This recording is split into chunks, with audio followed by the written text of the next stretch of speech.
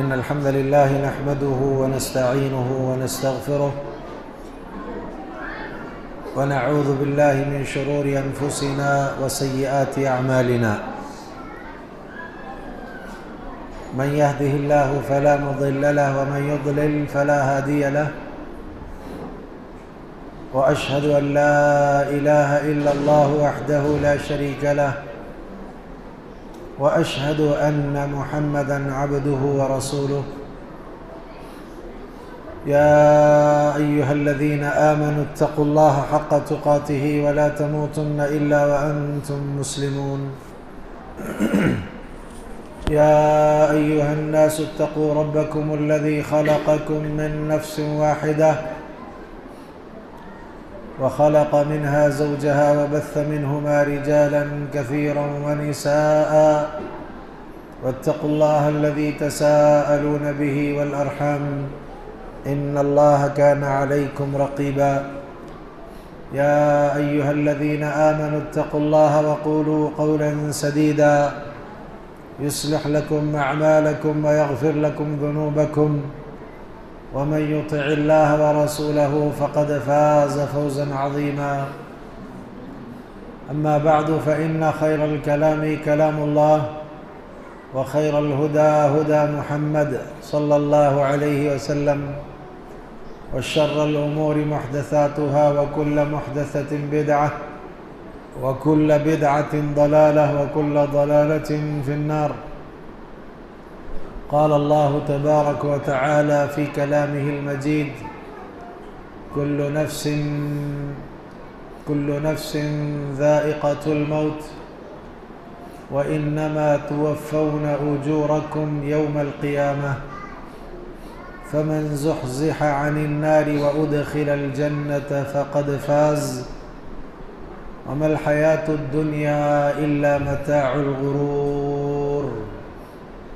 وقال تبارك وتعالى في موضع آخر: بسم الله الرحمن الرحيم: والعصر إن الإنسان لفي خسر إلا الذين آمنوا وعملوا الصالحات وتواصوا بالحق وتواصوا بالصبر. اللہ کے کلام سے ایک مکمل صورت جسے ہم اور آپ سورۃ العصر کے نام سے جانتے ہیں، اس کی اور اس کے علاوہ ایک اور آیت کریمہ کی میں نے آپ کے سامنے تلاوت کی ہے۔ انتہائی مختصر سے وقت میں چند باتیں اس گزارش کے ساتھ میں رکھوں گا کہ باتوں کو آپ تمام توجہ سے سنیں گے، اور جو باتیں عمل سے متعلق ہوں گی ان پر عمل پیرا ہونے کی بھرپور کوشش کریں گے۔ اللہ مجھے آپ سب کو اس کی توفیق عطا کرے، آمین یا رب العالمین۔ پہلی بات تو یہ ہے کہ دنیا دارالامتحان ہے۔ ہر انسان یہاں ہوش میں آنے سے لے کر کے موت تک کی جو زندگی گزارتا رہتا ہے، وہ زندگی امتحان کی غرض سے ہوتی ہے، وہ امتحان دے رہا ہوتا ہے۔ اب ظاہر بات ہے، جب دنیا دارالامتحان ہے تو امتحان کے بعد نتیجے والا دن بھی ہوتا ہے، رزلٹ کے لیے بھی ایک دن متعین ہوتا ہے جس میں کامیابی اور ناکامی اس کا ایک انسان کو سامنا ہوتا ہے۔ لہذا ان دنیا کے دنوں کے بعد ایک دن رزلٹ کے لیے مقرر ہے، اسے ہم کون سا دن کہتے ہیں؟ قیامت کا دن کہتے ہیں، یوم آخرت ہم اسے کہتے ہیں۔ وہاں امتحان نہیں ہوگا، وہاں نتائج آئیں گے، وہاں رزلٹ دیا جائے گا، تو پتہ چلے گا کہ کون کامیاب ہے اور کون ناکام ہے۔ اب میرا عنوان اس کا مختصر سا جواب یہ ہے کہ اصل کامیاب وہ ہے جسے اللہ تعالیٰ دائیں ہاتھ میں نامہ اعمال دے دے۔ ہو گیا، مضمون پورا ہو گیا نا؟ اب تو کچھ بولنے کی ضرورت نہیں ہے، اب جو بھی بولیں گے زیادہ بولیں گے، اصل تو ہو گیا ہے۔ اصل کامیاب وہ ہے جس کے دائیں ہاتھ میں یوم آخرت اللہ رب العالمین اس کا نام اعمال تھما دے، اور جس کے بائیں ہاتھ میں نام اعمال رب کی جانب سے ملے گا انسان کو یوم آخرت میں، وہ ناکام ہے، وہ نامراد ہے، وہ خائب و خسر ہے۔ لیکن دنیا میں ہمارے یہاں کامیابی و ناکامی کا معیار الگ ہے لوگوں کے پاس۔ لوگ دنیا میں کامیاب اس کو سمجھتے ہیں جس کے پاس سب سے زیادہ دولت ہو، لوگ دنیا میں کامیاب اسے سمجھتے ہیں جس کے پاس قوت ہو، دنیا میں لوگ اسے کامیاب سمجھتے ہیں جو سیاسی طور پر بہت بڑے عہدے پر ہو، دنیا میں لوگ کامیاب اسے سمجھتے ہیں جس کے پاس زمین جائیداد ہو، دنیا میں لوگ کامیاب اسے سمجھتے ہیں کہ جس کے پاس افرادی قوت ہو۔ یہ دنیا میں معیار ہے کامیابی کا۔ یہ کل چیزیں آخرت میں کامیابی کے لیے بطور معیار نہیں۔ ان تمام چیزوں کے ساتھ اگر ایک چیز شامل ہو جائے تو پھر ایسی تمام چیزیں اس ایک چیز کے پائے جانے کی وجہ سے آخرت میں کامیابی کا معیار بن سکتی ہیں۔ وہ کیا ہے؟ ایمان۔ ٹھیک ہے نا؟ ایمان کے ساتھ مال ہے، ایمان کے ساتھ اقتدار ہے، ایمان کے ساتھ قوت ہے، ایمان کے ساتھ افرادی قوت ہے، حسن و جمال ہے۔ بہت اچھی بات ہے۔ تو اب یہ دوسری بات پوری ہو گئی ہمارا مضمون کے اعتبار سے کہ ایمان اصل دولت ہے، اور اس دولت کے ساتھ جس کی رب سے ملاقات ہوگی وہ کامیاب۔ بس تو موضوع کے تحت یہ دوسری بات۔ اسی لیے قرآن میں اللہ نے کیا کہا؟ اللہ رب العالمین نے فرمایا وَمَن يَبْتَغِ غَيْرَ الْإِسْلَامِ دِينًا فَلَن يُقْبَلَ مِنْهُ وَهُوَ فِي الْآخِرَةِ مِنَ الْخَاسِرِينَ۔ دین اسلام کے علاوہ اس دین کو چھوڑ کر کسی اور دین کے ساتھ آدمی اللہ سے ملاقات کر لیتا ہے تو فَلَن يُقْبَلَ مِنْهُ، اس سے وہ دین قبول نہیں کیا جائے گا، اور وہ آخرت میں خسارہ پانے والا ہے۔ اس کا مطلب کامیابی نہیں ہے۔ تو دو باتیں آ گئیں، دائیں ہاتھ میں نامہ اعمال مل جائے اصل کامیابی، دوسری بات ایمان کی حالت میں رب سے ملاقات کر لے اصل کامیابی، وگرنہ اصل کامیابی نہیں ہے۔ دنیا میں جو کامیابی کا معیار ہے وہ ایمان کو چھوڑ کر جتنی چیزیں ابھی میں نے گنوائی ہیں وہ تمام چیزیں ہیں۔ اب یہ تمام چیزیں اگر موجود ہیں، ایمان نہیں، کامیابی نہیں۔ اب آپ دیکھیں نا، قارون کے پاس مال کی کمی تھی، کیا کامیاب ہوا؟ نہیں۔ فرعون کے پاس اقتدار کی کمی تھی یا اقتدار کم تھا، اس کا معمولی اقتدار تھا، کامیاب ہوا؟ نہیں۔ نمرود کیا تھا؟ اس کے پاس بھی سیاست تھی، اس کے پاس بھی اقتدار تھا، وہ بھی تو حاکم تھا، کامیاب ہوا؟ نہیں۔ لیکن ادھر دیکھیے نا آپ، حضرت بلال رضی اللہ تعالی عنہ، حضرت ابو ذر غفاری رضی اللہ تعالی عنہ ہیں۔ بعض لوگ تو یہ کہتے ہیں کہ اگر مسلمانوں کی صفوں میں سے کسی کو کھڑا کر کے یہ کہہ دیا جائے کہ مال کے اعتبار سے صحابہ میں 10 صحابہ کے نام بیان کرو، نہیں بیان کر سکتے۔ 2 صحابہ کا نام بہت یاد ہے سب کو، کون سا؟ عثمان ابن عفان اور عبد الرحمن ابن عوف۔ وہ بہت زیادہ ہو تو ابو بکر رضی اللہ تعالی عنہ، ٹھیک ہے۔ لیکن اگر آپ دیکھیں تو ایک کثیر تعداد ہے، ایک بڑی تعداد ہے جن کے پاس مال نہیں ہے، لیکن ایک بہت بڑی دولت ہے جس کی وجہ سے وہ سب کامیاب ہو گئے۔ وہ دولت کون سی تھی؟ ایمان کی دولت۔ تو اصل کامیابی کے لیے ایمان ضروری ہے۔ اب چلو پہلے ہم دنیا میں کامیابی کے لیے دیکھتے ہیں۔ روایتوں میں کتنی چیزیں بیان کی گئیں کہ اگر وہ چیزیں اس کے پاس ہیں تو وہ دنیا میں بھی کامیاب ہے، آخرت میں تو ایمان کی وجہ سے کامیاب ہوگا ہی، لیکن دنیا میں کامیابی کے لیے کیا؟ حضرت ابو ہریرہ رضی اللہ تعالی عنہ اس حدیث کے راوی ہیں، اور امام طبرانی نے فی الدعاء، ان کی کتاب الدعاء ہے، اس میں اس کو نقل کیا ہے۔ اگرچہ کہ بعض محدثین نے اس حدیث پر کچھ کلام کیا، لیکن شیخ البانی رحمہ اللہ اس کو سلسلۃ الاحادیث الصحیحہ میں اس کی سند کو کہتے ہیں جید سند ہے یہ۔ اب یہ 5 چیزیں ہیں جو یہاں دعا کے طور پر آئی ہیں۔ اب یہ 5 چیزیں اگر کسی کو دنیا میں مل گئیں وہ دنیا میں کامیاب ہے، آخرت میں تو ہوگا ایمان کی وجہ سے۔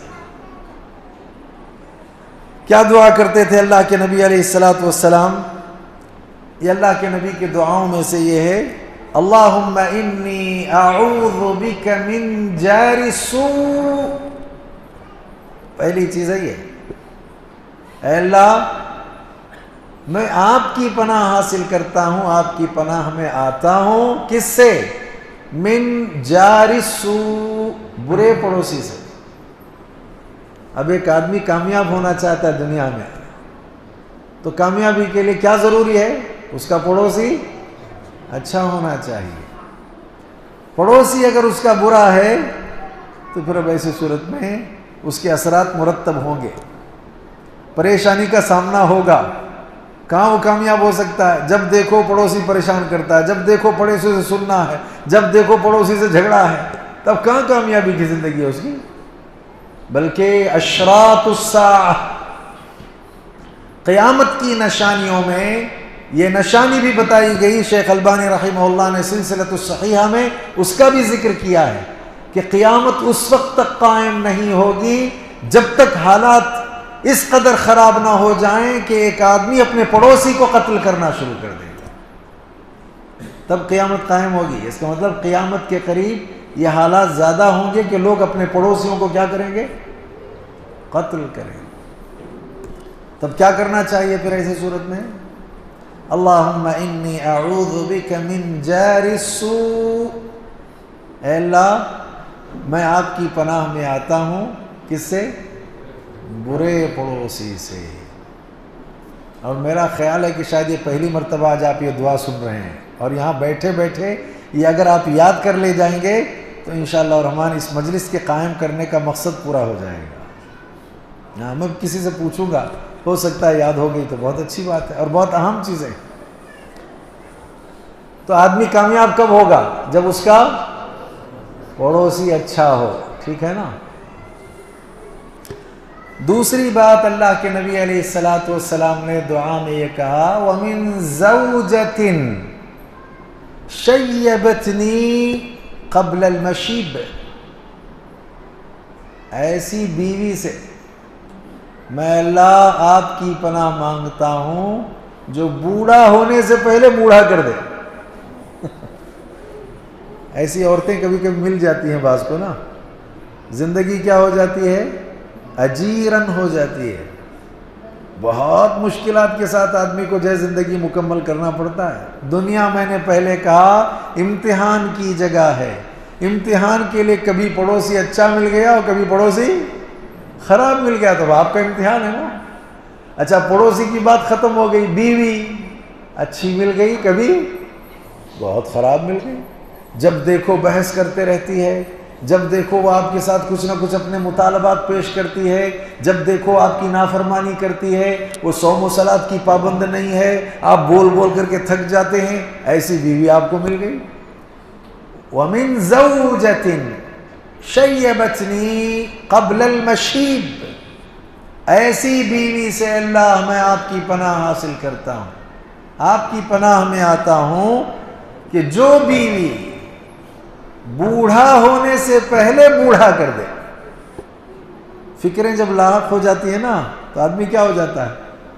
بوڑھا ہو جاتا ہے۔ میں نے کل کے درس میں کہا تھا ایک جگہ کہ ایک مریض ڈاکٹر کے پاس گیا اور ڈاکٹر کے پاس جا کر کے یہ کہا، ڈاکٹر صاحب میرا مرض کیا ہے تلاش کیجئے۔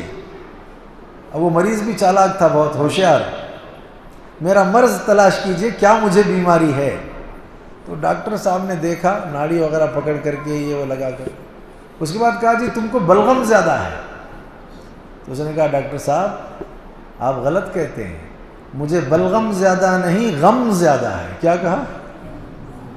کیوں غم زیادہ ہے؟ وہ فکر لگ لگ کر کے حالت یہ ہو گئی۔ تو اگر بیوی ٹھیک رہی تو فکر نہیں، اور اگر بیوی ٹھیک نہیں تو فکر۔ ہمیشہ آدمی دکھ میں، درد میں، غم میں رہے گا۔ اب کیا معلوم ہوا؟ دنیا میں کامیابی کا معیار، اصل کامیابی جاننا چاہتے ہیں آپ نا؟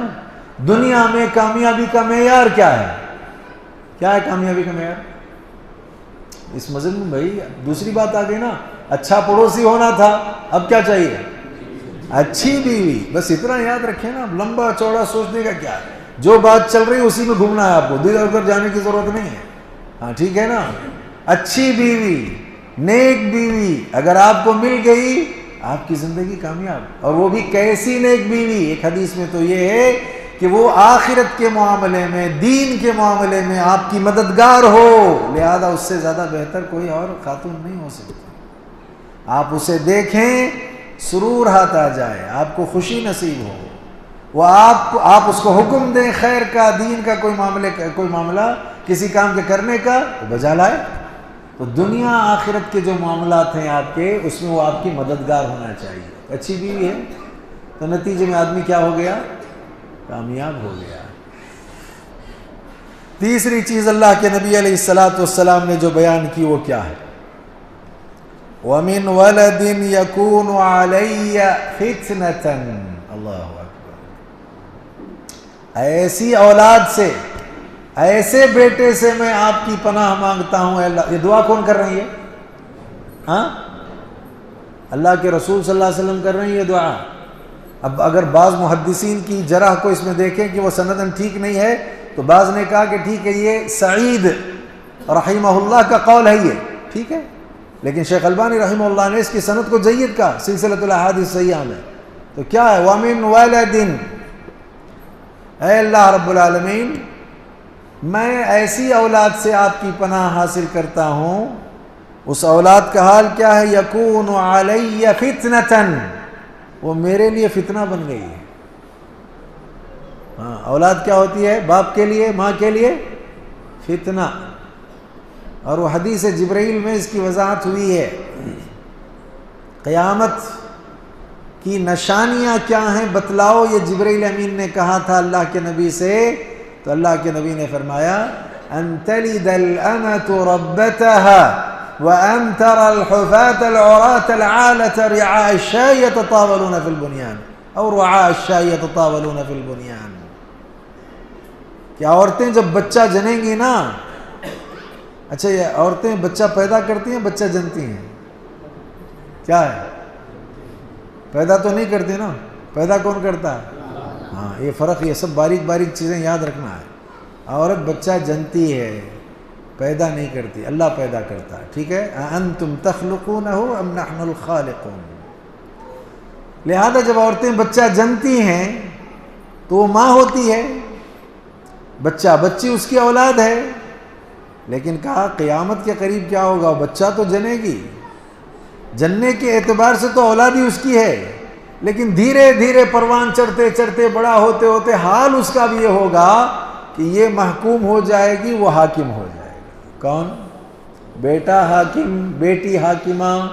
آرڈر دینا شروع کر دیں گے جیسے حاکم آرڈر دیتا نا، کرو یہ.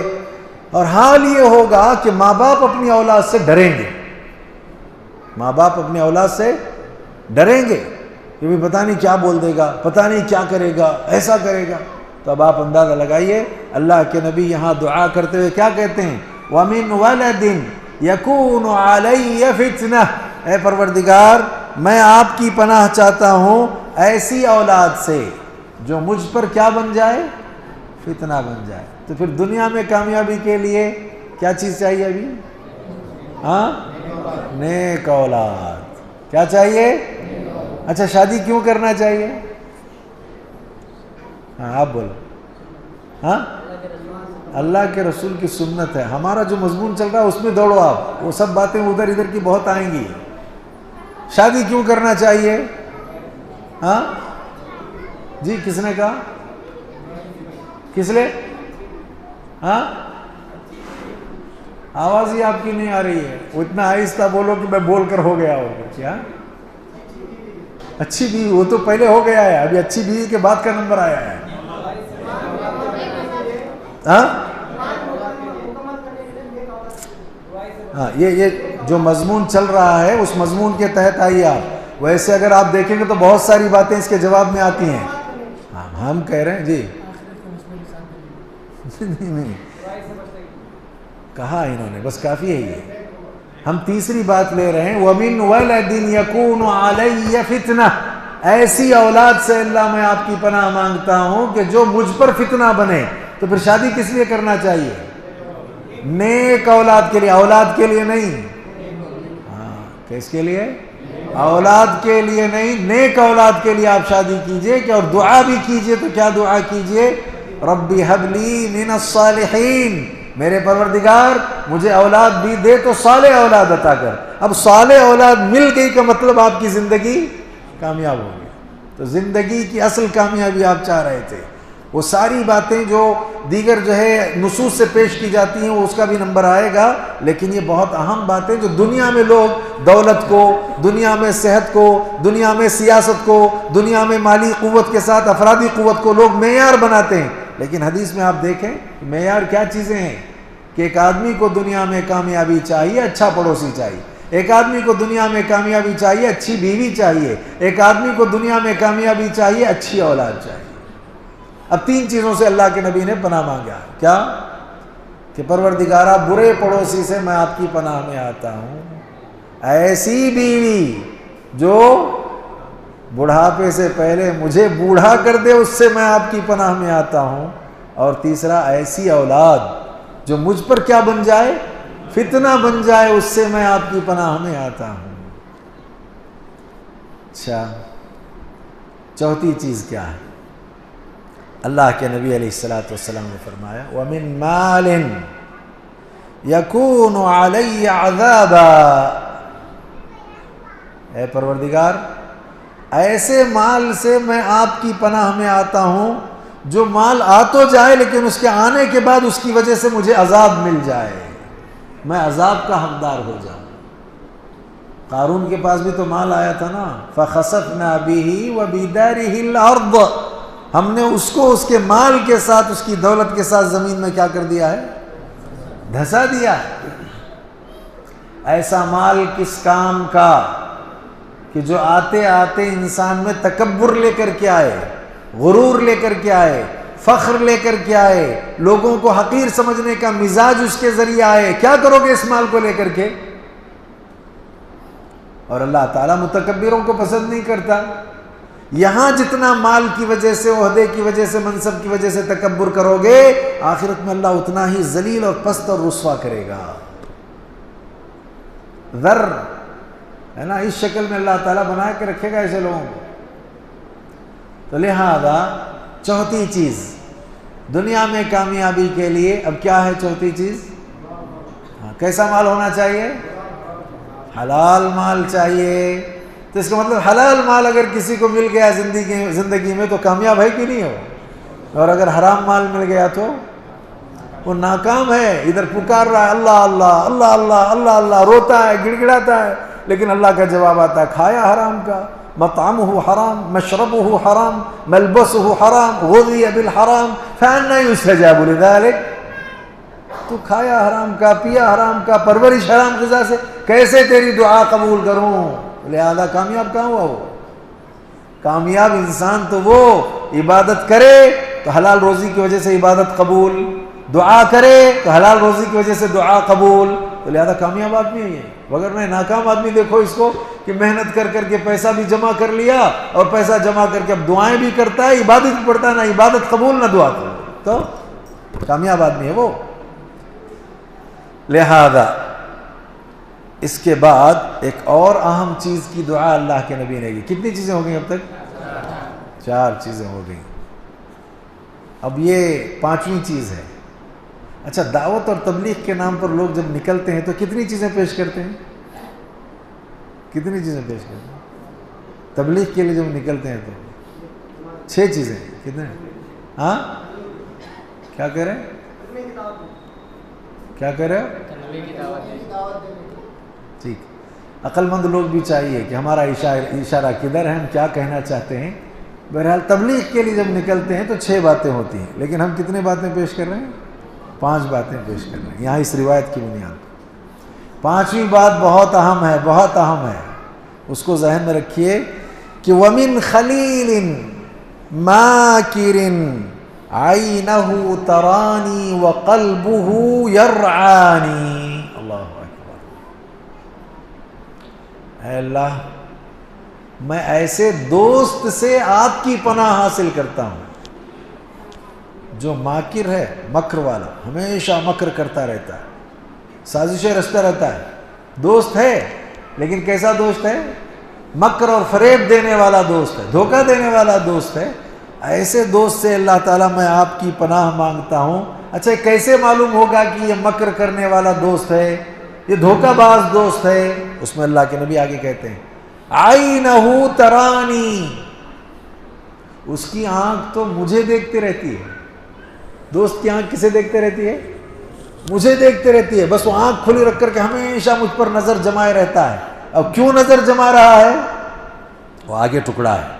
آگے ٹکڑا کیا؟ وَقَلْبُهُ يَرْعَانِي، آنکھیں مجھے دیکھتی ہیں اور اس کے دل کا حال یہ ہے کہ اس کے دل میں وہ سوچتا ہے کہ موقع ملے گا اس کے ٹکڑے ٹکڑے کر کے رکھ دوں گا.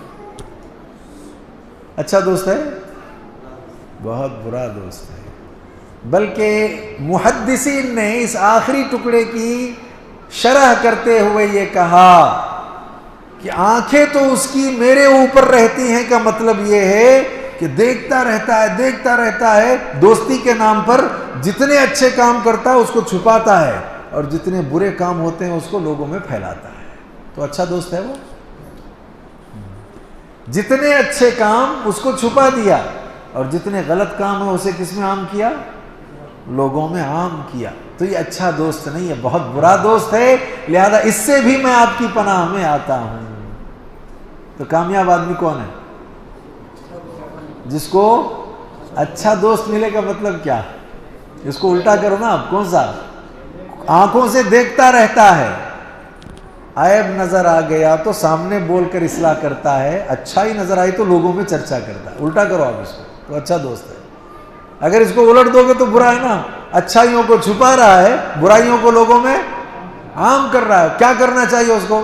برائی کو سامنے آ کر کے کلیئر کر کے واضح کر کے اس کو بنانا چاہیے اور جتنی اچھائیاں ہیں اس کو لوگوں میں عام کرنا چاہیے. دیکھو کتنا اچھا آدمی ہے، یہ دیکھو کتنا بہترین آدمی ہے، اس کی یہ خوبی ہے، اس کی یہ خوبی ہے، اس کی یہ اچھائی ہے.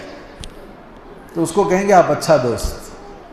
یہ کل 5 چیزیں ہیں جو اس میں مانگی گئی ہیں. اللہم انی اعوذ بک من جار السوء ومن زوجۃ شیبتنی قبل المشیب ومن ولد یکون علی فتنۃ ومن مال یکون علی عذابا ومن خلیل ماکر عینہ یرانی وقلبہ یرعانی. کس کو یاد ہوگی دعا؟ کوئی صاحب یاد کر لیں گے نا تو نوٹ کر کے اس کو یاد کریں. آئندہ سے دعا کرنا ہے آپ کو، اس کا اہتمام کرنا ہے. تو یہ 5 چیزیں ہیں جس کی پناہ اللہ سے حاصل کرنی ہے. تو کامیابی کا معیار کیا ہو گیا دنیا میں؟ آخرت کی بات تو میں نے کہہ دیا پہلے ہی. کیا کہہ دیا ہے؟ ایمان کی بنیاد پر. دوسرا، دائیں ہاتھ میں نامہ اعمال مل جائے، ہو گیا نا مسئلہ. لیکن اگر اس کی بھی تفصیلات میں ہم جائیں گے تو اور بہت ساری باتیں ہیں، آئندہ آئیں گے ہم اس پر. دنیا میں جو لوگوں کا معیار بنا ہے، ہم روایت کی بنیاد پر یہ کہتے ہیں کہ اگر دنیا میں کامیابی چاہتے ہو ان 5 چیزوں سے اللہ کی پناہ حاصل کر لو. اگر آپ کو پناہ مل گئی تو پھر اب ایسی صورت میں آپ بڑے کامیاب آدمی ہیں. کیا کامیاب آدمی؟ پڑوسی اچھا، بیوی اچھی، اولاد اچھی، مال اچھا، دوست اچھا. ہو گیا کہ نہیں ہے؟ اب اگر یہ عربی میں یاد نہیں رہا تو اردو میں یاد کرو آج سے. کیا بولا؟ کہ اے اللہ مجھے پڑوسی اچھا دے دے. اے اللہ کہہ سکتے ہیں نا، کیا مشکل ہے؟ سیکھنے کے لیے ہم بیٹھے ہیں یہاں پر. اے اللہ مجھے بہت اچھا پڑوسی دے دے. اے اللہ مجھے بہت اچھی بیوی دے دے. اچھا بیوی دے چکا ہے تو بولو بہت اچھی بنا دے. کیا خیال؟ یہ تو کہہ سکتے ہیں نا. دے دیا ہے تو بنا دے تو کوئی مسئلہ نہیں. آنکھوں کی ٹھنڈک کر دعا ہے نا، ربنا هب لنا من ازواجنا وذرياتنا قرة اعین وجعلنا للمتقین اماما.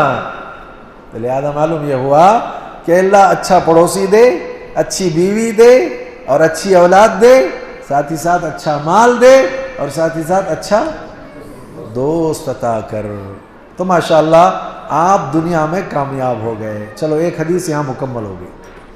اب دوسری حدیث کی طرف آتے ہیں. اور کیا کامیابی کی علامتیں ہیں کہ اگر وہ مل گئی تو ہم سمجھ جائیں گے کہ ہاں یہ کامیاب آدمی ہے, یہ کامران آدمی ہے. اللہ کے نبی علیہ السلام سے یہ آ کر کے پوچھا گیا, من نجات یا رسول اللہ, اے اللہ کے رسول یہ نجات اور کامیابی کس میں ہے؟ کامیاب ہونا چاہتا ہوں میں, کس میں ہے کامیابی؟ تو آپ نے 3 چیزیں وہاں بتائیں. پہلی چیز امسک علیک لسانک, اپنی زبان کو قابو اور کنٹرول میں رکھو تو کامیاب ہو جاؤ. تو کامیابی کی علامت کیا ہے؟ زبان کا صحیح استعمال کرنا, زبان کا درست استعمال کرنا. اگر کوئی آدمی معاشرے میں اپنی زبان کا صحیح استعمال کرتا ہے, اس نعمت کا حق ادا کرتا ہے, تو اس کو کہیں گے آپ کے کامیاب آدمی ہیں. جو بات بات پر گالیاں دے, بات بات پر لوگوں کے دلوں کو توڑے, بات بات پر بری باتیں کرتا رہے, غیبت کرتا رہے وغیرہ وغیرہ, اسے اچھا آدمی کیسے کہیں گے آپ؟ وہ کامیاب کیسے ہو سکتا ہے؟ تو پہلی بات یہ امسک علیک لسانک, اپنی زبان کو کیا کرو؟ روکے رکھو. کس سے روکنا ہے؟ بری باتوں سے روکنا ہے, برے کلام سے روکنا ہے نا. اسی لیے بعض لوگ کہتے ہیں جو بہت زیادہ خاموش رہتا ہے نا, اس کے بارے میں لوگوں کو بہت ڈر لگتا ہے. کیوں؟ سمجھ میں آتا نہیں آدمی کیا ہے وغیرہ. اچھا زبان کھول دیا تو پتہ چلتا ہے کہ آدمی کتنا وزندار ہے اور کتنا ہلکا ہے. نہیں زبان کھولے گا تو پتہ چلے گا کتنا وزندار ہے اور کتنا ہلکا ہے. بند رکھے گا تو پہچاننا مشکل ہے, لوگ ڈرے ڈر رہتے, پتہ نہیں آدمی کیا ہے. اسی لیے حدیث میں کہا من صمت نجا او من سکت نجا, ایک آدمی خاموش رہا کامیاب ہو گیا, خاموش رہا تو کامیاب ہو گیا. زبان کو لگام دیجئے اور اس کے بعد آپ جو ہے اللہ تعالیٰ کے پاس سے کامیابی حاصل کیجئے. تو بہرحال اب زبان پر بولیں گے تو ایک الگ مضمون ہو جائے گا, یہ لمبا ہے. تو کامیابی کی ایک علامت زبان کو قابو اور کنٹرول میں رکھنا. اچھا بعض لوگ کتنے عقل مند رہتے معلوم آپ کو؟ سامنے والا اگر گالی شروع کیا تو ادھر سے یہ گالی دیتے ہیں, پھر وہ گالی دیا یہ گالی دیتے ہیں, پھر وہ گالی دیا یہ گالی دیتے ہیں. 9 گالی دینے کے بعد 10ویں گالی پر یہ آ کر عقل مند بن کر کیا کہتے معلوم؟ پاگل ہے, چھوڑو. آپ کون ہیں؟ کیا کہتے ہیں؟ پاگل ہے, چھوڑو اسے. کیا جواب دینا اس کا؟ تو پھر یہ 9 جو جوابات دیے اس وقت آپ کیا تھے؟ عقل مند تھے, پاگل تھے؟ وہ جو 10ویں بات پر آپ کی عقل کام کری, پہلے ہی موقع پر کام کرنا چاہیے تھا نا. تو پہلے ہی مرتبہ میں آپ اسے کیا کرتے؟ پاگل ہے, اس کا کیا جواب دیں گے؟ تو آپ کو کیا کہتے تھے؟ عقل مند کہتے. اور کہا جائے گا آپ کامیاب ہو گئے اور وہ ناکام ہو. دوسری بات اس حدیث میں کیا ہے؟ وَلْيَسَعْكَ بَيْتُكَ, تمہارا اگر گھر ہے نا, اس گھر کو کشادہ کرو. تو جس کا گھر کشادہ ہو گیا وہ کامیاب ہے. جس کا گھر کشادہ ہو گیا وہ کامیاب ہے. اب یہ گھر کشادہ کا مطلب کیا؟ بہت لمبا چوڑا گھر کہ روزانہ 2 ہفتے کے بعد ایک کوئی نہ کوئی صفائی والے کو ڈھونڈ رہے ہیں تو صفائی والی ملتی نہیں ہے. یہ ہے بڑا گھر. جس کا گھر بڑا ہے, جس کا گھر کشادہ ہے وہ کامیاب ہے. تو دنیا میں کامیابی کا معیار اللہ کے نبی یہ بتا رہے ہیں. کیا بتا رہے ہیں؟ جس کی زبان قابو اور کنٹرول میں ہے وہ کامیاب, جس کا گھر وسیع ہے, کشادہ ہے, وہ کامیاب. اور گھر کشادہ ہونے کا مطلب یہ ہے کہ آپ کا گھر کم سے کم اتنا ہو کہ اگر کوئی مہمان آ جائے, آج کل تو ہوٹلس وغیرہ ہیں نا, لیکن جس زمانے میں یہ ساری باتیں آ رہی تو اس وقت ہوٹل بیٹل کہاں تھے؟ کوئی مہمان وغیرہ آ جائے تو کم از کم مہمان کو رکنے کے لیے کوئی انتظام ہو. اگر ایسا انتظام آپ لوگوں کے علاوہ ہے وہ گھر کشادہ, بس بہت لمبا چوڑا بھی نہیں, کم سے کم اتنا گھر کشادہ ہو کہ کوئی آ جائے تو رکنے کے لیے, آپ کے رشتہ دار میں کوئی آ گیا, دوست احباب میں کوئی دیندار آ گیا تو رکنے کے لیے کم از کم اس کے لیے کوئی مقام ہو, کوئی جگہ ہو. اتنا بھی اگر آپ کے پاس آ جائے تو یہ گھر کشادہ سمجھا جائے گا. ٹھیک ہے نا؟ تو لہذا مہمان نوازی کی خاطر گھر میں رکانے کا انتظام ہو یا اتنی جگہ ہو، تب ایسی صورت میں وہ گھر کشادہ گھر ہے، تو پھر آدمی کامیاب ہو گیا۔ کیوں کامیاب ہوا؟ میں مہمانوں کو رکا کر خدمت کر کے کیا کر رہا ہوں؟ دعائیں لے کر کے کامیابی حاصل کر رہا ہوں، خدمت کر کے کامیابی حاصل کر رہا ہوں۔ اچھا، اب تیسری بات اس حدیث میں دیکھو، کامیابی کا معیار، وَابْكِ عَلَى خَطِيئَتِكَ، تیری جو غلطیاں ہوئی ہیں نا، ان غلطیوں کو یاد کر کر کے روتے رہنا، وہ کامیاب آدمی۔ اگر غلطیوں کو یاد کر کے رو گے، توبہ کرو گے، استغفار کرو گے، گڑ گڑاؤ گے اللہ کے سامنے، کامیابی ملنی ہے نا۔ اللہ تعالیٰ کن کو کامیاب کرتا ہے؟ توبہ کرنے والوں کو۔ پسند کس کو کرتا ہے؟ توبہ کرنے والوں کو۔ اللہ نے ظالم کن کو کہا ہے؟ وَمَن لَّمْ يَتُبْ فَأُولَٰئِكَ هُمُ الظَّالِمُونَ، جن لوگوں نے توبہ نہیں کی وہ ظالم ہیں، جن لوگوں نے توبہ نہیں کی وہ ظالم ہے۔ توبہ کیے بغیر اگر اللہ کے پاس گئے تو ظالم ہیں آپ، اگر توبہ کر کے جائیں گے تو آپ ظالم نہیں ہیں، اللہ توبہ کو قبول کرنے والا ہے۔ تو پھر اب ایسی صورت میں کامیاب ہو جائے گا نا۔ وہ کس وجہ سے کامیاب ہو رہا ہے؟ توبہ کی وجہ سے، رو رو کر کے، گڑ گڑا کر کے، خطاؤں کو یاد کر کر کے کہتا ہے اللہ میری یہ غلطی ہے معاف کر دے، اے اللہ میری یہ غلطی ہے معاف کر دے، کامیاب ہو گیا۔ تو اس حدیث میں 3 علامتیں بتائی گئیں کامیابی کے لیے۔ اب تک کتنی ہو گئیں؟ پہلی حدیث میں 5، اس حدیث میں کتنے ہو گئے؟ 8۔ غلطیاں ہو جائیں تو خطا پر روتے رہنا کامیابی پانے کی علامت ہے۔ زبان کو قابو میں رکھنا کامیابی پانے کی علامت ہے۔ اپنے گھر کو کشادہ کرنا کس کی علامت ہے؟ ٹھیک، اب ایک اور حدیث دیکھتے ہیں، اس میں کچھ چیزیں ہیں، اس کا تذکرہ کریں گے۔ حدیث میں اللہ کے نبی علیہ الصلاۃ والسلام نے فرمایا قد افلح من اسلم ورزق کفافا وقنعه اللہ بما آتاہ، یہ اللہ کے نبی نے بیان فرمایا۔ کامیاب ہو گیا وہ آدمی، یہ دیکھیے اصل کامیابی کیا ہم جاننا چاہ رہے ہیں نا۔ کامیاب ہو گیا وہ آدمی من اسلم، جو مسلمان ہو گیا۔ تب کامیابی کے لیے اسلام شرط ہے۔ اب یہ ساری چیزیں میں نے کہی نا، اچھا پڑوسی، ان تماموں کے لیے اصل کیا چیز ہونی چاہیے؟ ایمان، اسلام۔ کامیاب ہو گیا وہ آدمی جو مسلمان ہو گیا۔ ان الدین عند اللہ الاسلام، اللہ کے نزدیک تمام دینوں میں پسندیدہ دین کیا ہے؟ دین اسلام ہے۔ اب اور کوئی دین نہیں چلے گا اللہ تعالیٰ کے یہاں، نہیں قبول ہوگا۔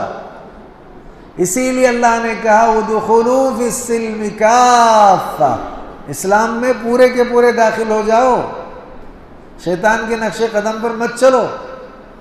تو اس حدیث میں پہلی علامت کامیابی کی کیا ہے؟ کامیاب ہو گیا وہ جو کیا ہو گیا؟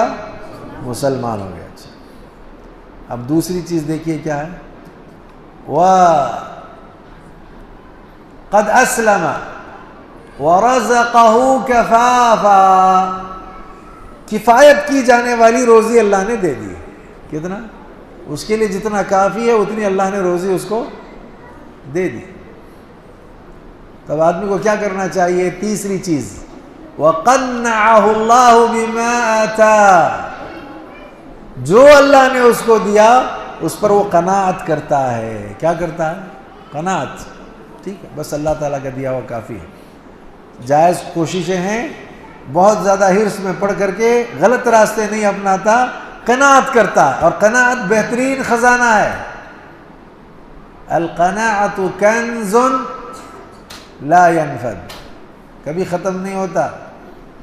قناعت سے آدمی ہمیشہ کامیاب ہوتا ہے، ہمیشہ کامران رہتا ہے۔ تو معلوم ہوا کہ کفایت کرنے والی روزی دی گئی، جو کچھ اللہ نے دیا اس کو لے کر کے وہ قانع، شاکر ہے، اللہ تعالیٰ بس ٹھیک ہے آپ نے جو دیا الحمدللہ میں راضی۔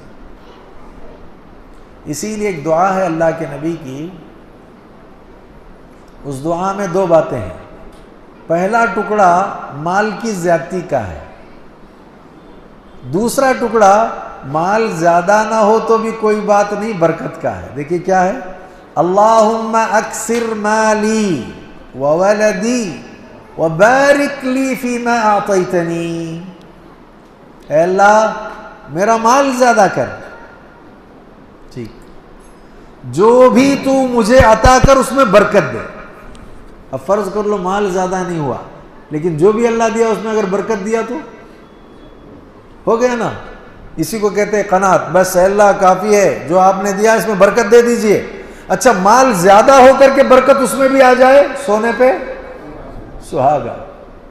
مال کی زیادتی کے ساتھ برکت ہو، مال زیادہ نہ ہو لیکن جتنا اللہ نے عطا کیا اس میں برکت ہو، الحمدللہ. کیا کہنا. یہ ساری دعائیں جو ہے نا، اس کو سمجھ کر کے دعا کرنا چاہیے تو اس میں لذت آتی ہے. تو یہ دعا کیا ہے، اللہم اکثر مالی وولدی وبارک لی فیما اعطیتنی واطل حیاتی علی طاعتک واحسن عملی واغفر لی. یہ اللہ کے نبی کی دعا ہے. میرا مال زیادہ کر، جو بھی مجھے تو عطا کر اس میں برکت دے، میری زندگی کو تیری فرما برداری کے ساتھ لمبی کر دے، میرے ہر عمل کو اچھا کر دے، اگر غلطی ہو گئی تو معاف کر دے. کتنی اچھی دعا ہے، اللہم اکثر مالی وولدی. اچھا عجیب بات دیکھو اس میں بھی ٹکڑا، اللہ مال بھی زیادہ کر، اولاد بھی زیادہ کر. کیا ہے، اولاد بھی. اب اولاد زیادہ ہوگی، مال زیادہ نہیں ہوا تو کیا خیال؟ اولاد زیادہ ہو گئی، مال زیادہ نہیں ہوا. اگلا ٹکڑا، وبارک لی فیما اعطیتنی، جو بھی تو مجھے عطا کر اس میں برکت دے. بس برکت کا مطلب بچے بیمار نہیں پڑتے، وہ ڈاکٹروں کا خرچ بچ گیا نا. بچے کا مطلب، برکت کا مطلب یہ ہے کہ تعلیمی امور میں اللہ نے ایسے وسائل پیدا کر دے کہ بچے پڑھ بھی رہے ہیں، صحت مند بھی ہیں. یہ اصل میں برکت کی کئی مفہوم اس میں آتے ہیں. تو ہمیشہ کیا کرنا چاہیے، یہ دعا کرنا چاہیے. تو معلوم ہوا کامیاب ہو گیا وہ آدمی جو مسلمان ہوا، جسے کفایت کی جانے والی روزی دی گئی، اور جو اللہ نے اس کو دیا اس پر وہ قانع ہے، بس شکر گزاری کرتا ہے. تو یہ بہت بڑی دولت ہے، بڑی کامیابی کی علامت ہے. اب ہمارے ہاں کیا ہوتا ہے، ہم اس کو کامیابی نہیں سمجھ کر کے ہمیشہ اوپر والے کو دیکھتے ہیں. 10 کروڑ ہے نا اس کے پاس، اب مجھے یا تو وہاں تک پہنچنا یا تو اس سے آگے جانا. نتیجہ کیا ہو گیا، اس کو کامیابی آپ کہیں گے؟ نہیں. آپ کا جو جائز راستہ ہے، حلال راستہ کمانے کا، آپ وہ کماتے رہیے، لیکن یہ ہے کہ آپ ہمیشہ اللہ کا شکر ادا کرنے کے لیے اس روایت پر غور کیجئے. کیا روایت ہے؟ اللہ کے نبی علیہ الصلوۃ والسلام فرماتے ہیں کہ تم ہمیشہ اپنے سے کمتر کی طرف دیکھا کرو. کس کی طرف؟ برتر کی طرف نہیں. برتر کی طرف دیکھو گے تو پھر ایسی صورت میں شکوے شروع ہو جائیں گے، کمتر کی طرف دیکھو گے تو ایسی صورت میں شکر شروع ہو جائے گا. کتنا فائدہ ہے، شکوہ ختم، شکر شروع. تو ہمیشہ کس کو دیکھنا ہے؟ کمتر کو دیکھنا ہے. انظروا الى من هو اسفل منكم ولا تنظروا الى من هو فوقكم فهو اجدر الا تزدروا نعمت اللہ علیکم. یہ اللہ کے نبی کا فرمان ہے.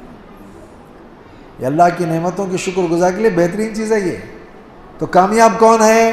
جو مسلمان ہوا. کامیاب کون ہے؟ جس کو کفایت کی جانے والی روزی دی گئی. کامیاب کون ہے؟ جو کچھ اللہ نے دیا اس پر وہ کیا ہے؟ قانع ہے، قناعت کرنے والا ہے. تو 3 روایتیں پیش کی گئیں. کتنے مسئلے ہو گئے اب تک؟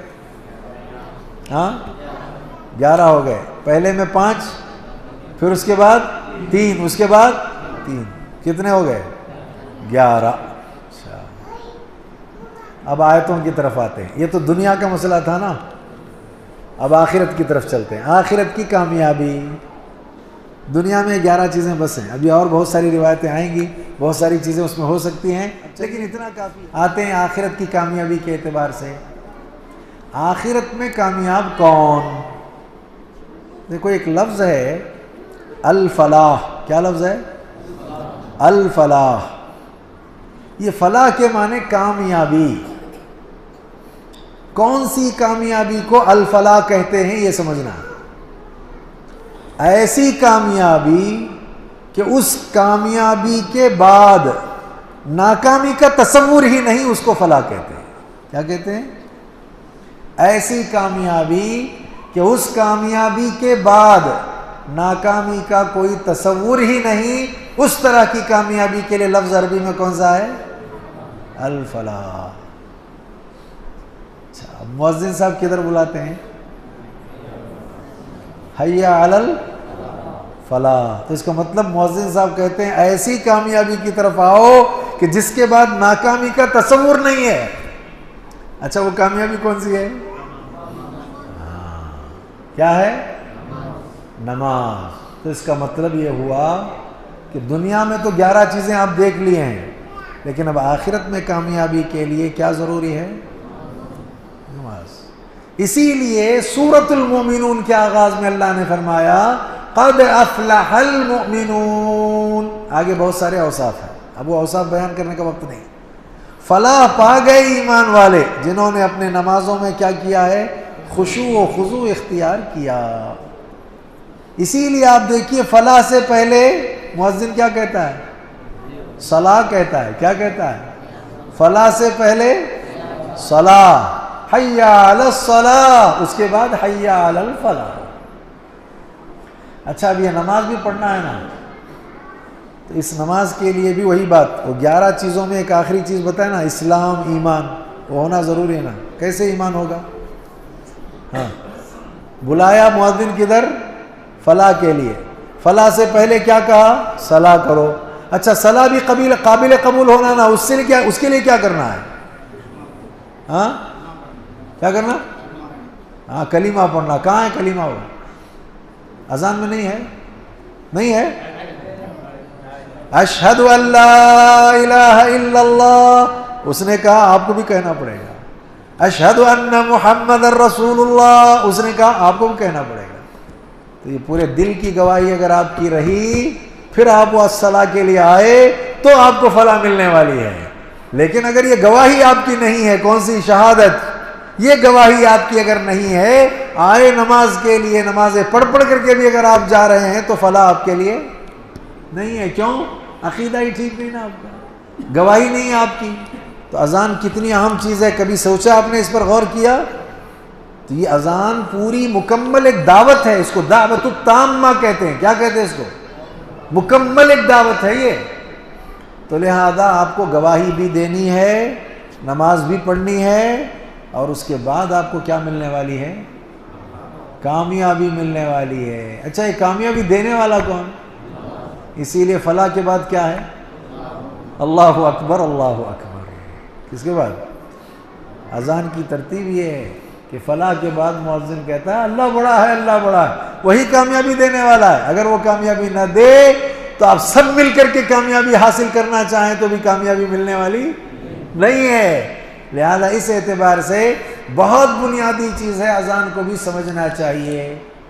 تو اسی لیے آپ دیکھیں آخرت کی کامیابی اصل ہے، اور اس کامیابی کے بعد ناکامی کا تصور نہیں ہے، اسی لیے اس کے لیے لفظ کون سا استعمال ہوا؟ فلاح۔ کون سا لفظ؟ فلاح کا لفظ۔ اچھا، اب اللہ تعالیٰ نے مکمل، آیات تو بہت ہیں، مکمل ایک سورت جو بہت مختصر ہے اور اکثر کو یاد ہے، اس سورت کو اللہ نے آخرت کے نقصان سے بچنے کے حوالے سے اور کامیابی پانے کے لیے بنیادی چیزیں کیا چاہیے اس کا تذکرہ کر کے کہا اب کامیابی چاہیے تو یہ کام کرو۔ کون سی کامیابی؟ جس کے بعد ناکامی کا تصور نہیں۔ کیا کرنا ہے؟ والعصر ان الانسان لفی خسر الا الذین آمنوا وعملوا الصالحات وتواصوا بالحق وتواصوا بالصبر۔ اس میں کتنے کام ہیں؟ 4۔ اب 11 اور 4 اب فل گنتے جائیں گے آپ لوگ انشاءاللہ نا، تو اور آگے آیتیں، اب بہت ساری آیتیں ہیں۔ کتنا 50 منٹ ہو گیا تو بول دینا گا، میرا ٹائم 50 منٹ ہے، 40-45 منٹ ہو گیا تو بتا دیں گے، ٹھیک ہے؟ اذان کتنے بجے ہے؟ 8 بجے اذان ہے، ٹھیک ہے۔ اگر 8 بجے تک ہم چلے تو کوئی بات نہیں، اگر اس سے پہلے رک گئے تو پھر 5-10 منٹ آپ کے امام صاحب بھی پورا کر لیں گے، ٹھیک ہے نا جی؟ 8 تک بولنا ہے. ہاں تو والعصر 4 کام آپ کو کرنے ہیں. زمانے کی قسم، ان الانسان لفی خسر، بلا شبہ سارے انسان خسارے میں ہیں. اب چلو فلاح کا مطلب جو آیا تھا اس کا الٹا ہم خسر میں لیتے ہیں، خسران. کیا مطلب؟ خسر کا مطلب کیسا نقصان؟ بہت اچھا، ایسا نقصان جس کے بعد کامیابی کا کوئی تصور نہیں. فلاح کا مطلب ایسی کامیابی جس کے بعد نقصان کا کوئی تصور. سارے انسان گھاٹے میں ہیں، نقصان میں ہیں. ہاں اگر نقصان سے بچ کر کے کامیابی حاصل کرنا ہے اور ایسی کامیابی کہ جس کے بعد ناکام نہیں ہونا ہے تو 4 کام کرنے پڑیں گے. اِلَّا الَّذِينَ آمَنُوا، کیا کرنا پڑے گا؟ اچھا ایمان لانا پڑے گا کا مطلب یہ ہوا کہ ایمان میں کچھ چیزیں ہیں، کچھ ارکان ہیں اس کے. سارے ارکان پر اور جتنی بھی چیزیں ایمانیات میں سب پر ایمان لانا پڑے گا. ایک کو چھوڑ کر کے 6 کو مان لیے، 2 کو چھوڑ کر کے 3 کو مان لیے، 3 پر ایمان لائے تو آپ کا ایمان ہے. آمنت باللہ وملائکتہ وکتبہ ورسلہ والیوم الآخر والقدر خیرہ وشرہ. تو ان تماموں پر ایمان ہے. ان میں سے ایک بھی گیا خسر. کیا اس کے لیے؟ میں تقدیر کو نہیں مانتا، بقیہ سب پر میرا ایمان ہے. آپ مومن نہیں ہیں. میں تقدیر کو بھی مانتا ہوں، سارے رسولوں کو بھی مانتا ہوں، ایک رسول کو نہیں مانتا، آپ مومن نہیں. اچھا میں سارے رسولوں کو بھی مانتا ہوں، تقدیر کو بھی مانتا ہوں، ساری کتابوں کو مانتا ہوں، ایک کتاب کو نہیں مانتا، آپ. اچھا عجیب بات یہ ہے، سارے فرشتوں کو مانتا ہوں. وہ ہم پر عذاب لانے والا ایک فرشتہ تھا نا، کون؟ وہ عذاب لانے والا فرشتہ کس کو کہتے تھے؟ جبریل کو. قل من كان عدوا لجبریل فإنه نزله على قلبك. کہتے یہ دشمن ہے، ہمیشہ عذاب لے کر آتا رہتا ہے. اب میں اشارہ کدھر دے رہا ہوں آپ سمجھ رہے ہیں؟ ہم پر عذاب کہاں لے کر آئے گا؟ بھی کہنے کا مطلب لوگ کچھ ایسے تھے جو کہتے یہ تو ہمارا دشمن ہے، عذاب ہمیشہ لے کر کے آتے رہتا ہے، اس کو ایک کو چھوڑ کر کے اسے دشمن بناتے ہیں، بقیہ سب دوست ہیں. ایمان والے ہیں؟ نہیں چلے گا. تمام کتابوں پر، تمام رسولوں پر، تمام ملائکہ پر، اللہ کی ذات پر، اس کے تمام صفات پر، اس کے تمام ناموں پر، اس کی ربوبیت پر، اس کی الوہیت پر اور اس کے اسماء و صفات پر مکمل ایمان ہونا چاہیے. تقدیر کے اچھے اور برے ہونے پر بھی آدمی کو ایمان ہونا چاہیے. تو اِلَّا الَّذِينَ آمَنُوا، ہاں تو یہ ایمان والا ہے. بچے گا کس سے؟ آخرت کے نقصان سے. اچھا دوسرا معاملہ دیکھیے آخرت کے نقصان سے بچنے کے لیے اور کیا اہم ہے. وَعَمِلُوا الصَّالِحَاتِ، کیا کرنا پڑے گا؟ نیک اعمال کرنے پڑیں گے نا. یہ ایمان جو ہے نا، ایمان آمنو لفظ ایمان، اس کی تعریف کیا ہے؟ کوئی کرے گا اس میں؟ ایمان کی تعریف کیا ہے؟ ہاں ماشاءاللہ، چلیے یقین کرنا. اور کوئی صاحب کوئی تعریف کریں گے؟ ایمان کی تعریف کیا ہے دیکھتے ہیں. دیکھیے میں آپ کے لیے بات کہنا چاہ رہا ہوں، چاہے آپ کے یہاں کے امام ہوں، چاہے ہم جیسے کوئی آنے والے ہوں، علم حاصل کیجیے آپ، اور صرف سننے سنانے کا مزاج مت پیدا کیجیے. اب اگر ہم یہ کہہ لیں سالوں سال ہمارے بیت گئے، کوئی اگر غیر مسلم آ کر آپ سے پوچھے ایمان ایمان آپ لوگ کہتے ہیں، کیا ایمان بتائیے؟ ہاں بہت اچھا، سب کی طرف سے حق ادا ہو گیا، ٹھیک ہے نا. اب میں کچھ نہیں بولتا، وہ بولنا چاہ رہا تھا انہوں نے کہہ دیا. اقرار باللسان، تصدیق بالقلب، وعمل بالجوارح والارکان. ٹھیک ہے، ایمان کی تعریف کیا ہے؟ زبان سے اقرار کرنا، دل سے تصدیق کرنا، اعضاء و جوارح سے عمل کرنا یہ ایمان ہے۔ تو اس کا مطلب یہ ہوا الا الذین آمنوا میں عمل ہے کہ نہیں ہے؟ آپ ایمان والا اپنے آپ کو کہتے ہیں تو اس ایمان میں عمل ہے۔ پھر سے الگ سے وَعَمِلُوا الصَّالِحَاتِ کا ذکر کرنے کا مطلب یہ ہے کہ عمل کتنا ضروری ہے، عمل کی کتنی اہمیت ہے کہ ایک آدمی دعویٰ ایمان کا کرے اور عمل کے بغیر اگر وہ جیتا رہے تو بھی نقصان اٹھا سکتا ہے۔ یہ الگ بات ہے کہ عقیدے کی درستگی پر مرنے کے نتیجے میں عملی کوتاہی کی وجہ سے نقصان یہ تو ہوگا کہ ہو سکتا ہے اللہ مواخذہ کرنے پر آئے تو جائے کہاں؟ آگ میں، لیکن پھر آئے گا کہاں؟ جنت میں۔ لیکن یہ ہے کہ اگر ہم یہ سمجھتے ہیں صرف مان لینا کافی ہے، عمل کی کیا ضرورت ہے، تو نہیں، یہ اصل میں ایمان کی پوری تعریف نہیں ہوئی۔ ایمان کی تعریف میں عمل شامل ہے۔ مومن بے عمل نہیں ہو سکتا، مومن با عمل ہوگا۔ تو لہذا جب ہم مومن اپنے آپ کو کہتے ہیں تو ہم کو نیک اعمال پر بھی کیا کرنا چاہیے؟ عمل کرنا چاہیے۔ وَعَمِلُوا الصَّالِحَاتِ۔ چلیے دو چیزیں ہو گئیں۔ وَتَوَاصَوْا بِالْحَقِّ۔ تیسرا کام کیا ہے؟ حق کی وصیت کرنا۔ اب یہ وصیت کرنے کے سلسلے میں ملنا پڑے گا، آپ کو بولنا پڑے گا، کہنا پڑے گا، دعوت کا کام کرنا پڑے گا۔ یہ حق کی وصیت ہے۔ اور سب سے بڑی چیز جو میں بیان کرتا ہوں ہمیشہ وہ کیا ہے؟ کردار آدمی کا بہت بڑی دعوت ہے۔ آدمی کا کردار بہت بڑی دعوت ہے۔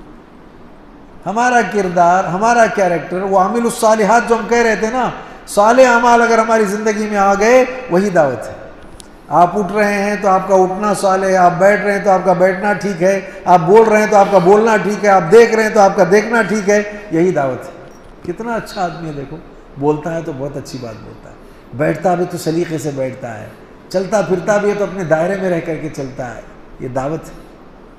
تو کردار بہت بڑی دعوت ہے۔ میں اسی لیے اکثر کہتا ہوں کہ اللہ کے نبی ابھی نبی نہیں بنائے گئے، رسول نہیں بنائے گئے تھے۔ وہ خدیجہ رضی اللہ تعالی عنہا کا سامان تجارت لے کر کے ملک شام جاتے تھے۔ کہاں؟ تجارت کے لیے ملک شام جاتے تھے۔ گئے جب وہاں تو سارے تاجر اور سارے لوگ پریشان ہو گئے۔ کہا ایک حجاز کے علاقے سے ایک تاجر آیا ہے نیا نیا، کیا اخلاق ہیں اس کے، کیا بہترین انسان ہے۔ دیکھیے ابھی آپ نبی نہیں بنائے گئے ہیں لیکن آپ کے کردار سے لوگ اتنے متاثر ہیں۔ کیا کردار تھا نبی کا؟ نبی کا کردار یہ تھا کہ وہاں جب سامان تجارت لے کر آپ گئے تھے نا تو رات بارش ہوئی تھی۔ اس بارش میں وہ تجارت کا جو سامان تھا، اناج وغیرہ، وہ کچھ گیلا ہو گیا تھا۔ تو اللہ کے نبی جب بازار میں گئے تو جتنا گیلا سامان تھا اس کو الگ کیا، جتنا خشک تھا اس کو الگ کیا۔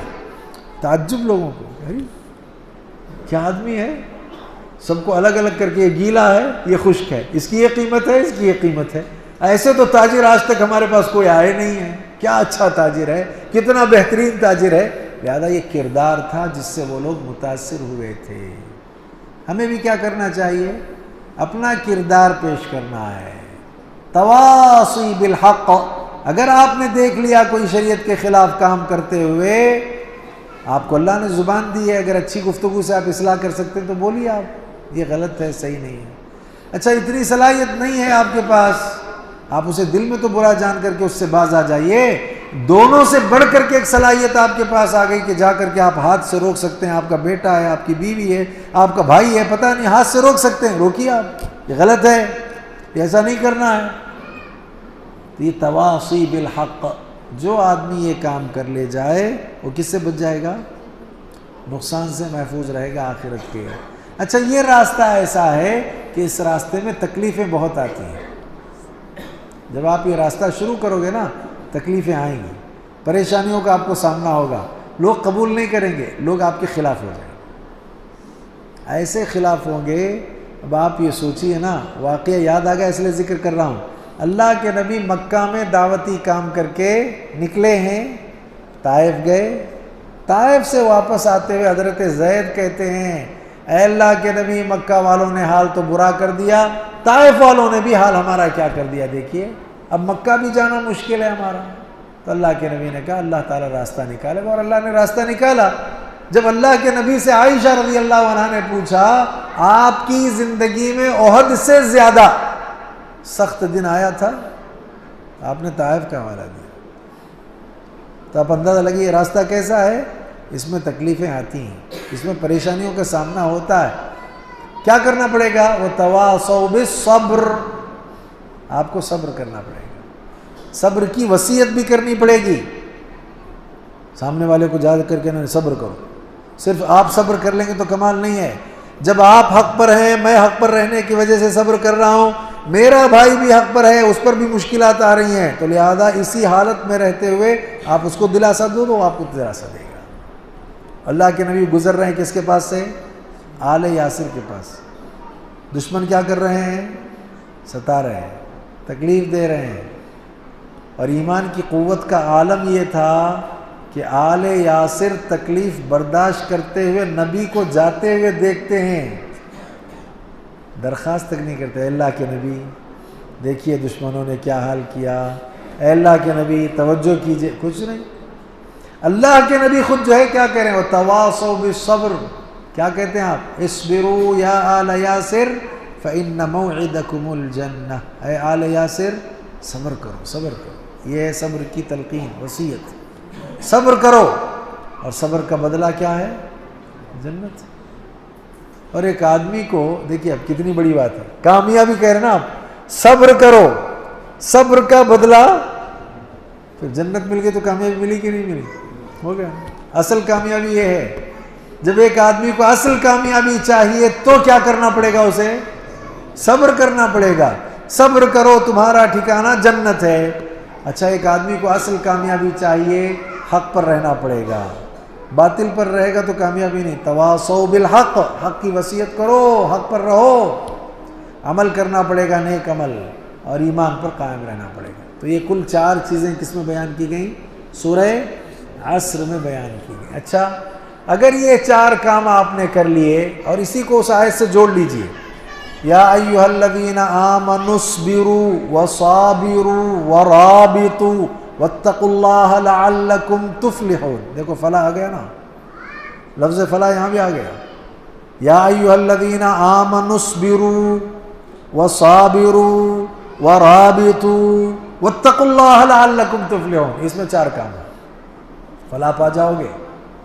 اچھا اس آیت کو اس آیت سے بھی جوڑ لیجئے، یا ایھا الذین آمنوا ارکعوا واسجدوا واعبدوا ربکم وافعلوا الخیر لعلکم تفلحون، یہاں بھی فلاح کا لفظ آ گیا، رکوع کرو، سجدہ کرو، رب کی عبادت کرو، خیر کے کام کرو، کیا ہو جاؤ گے، فلاح پا جاؤ گے۔ دیکھیے لفظ فلاح ہر جگہ آ رہا ہے، جہاں جہاں میں نے ابھی آیتیں پڑھی ان آیتوں میں کون سا لفظ اللہ نے استعمال کیا، فلاح کا لفظ استعمال کیا۔ رکوع کرو، سجدے کرو، رب کی عبادت کرو، خیر کا کام کرو، فلاح پا جاؤ گے۔ صبر کرو، صبر کی تلقین کرو، ثابت قدم رہو، اور ساتھ ہی ساتھ یہ کہ اللہ کا تقوی اختیار کرو، فلاح پا جاؤ۔ اچھا اور کیا کرنا ہے، اللہ رب العالمین نے ایک اور جگہ فرمایا وَمَن يُطِعِ اللَّهَ وَرَسُولَهُ وَيَخْشَ اللَّهَ وَيَتَّقْهِ فَأُولَئِكَ هُمُ الْفَائِزُونَ،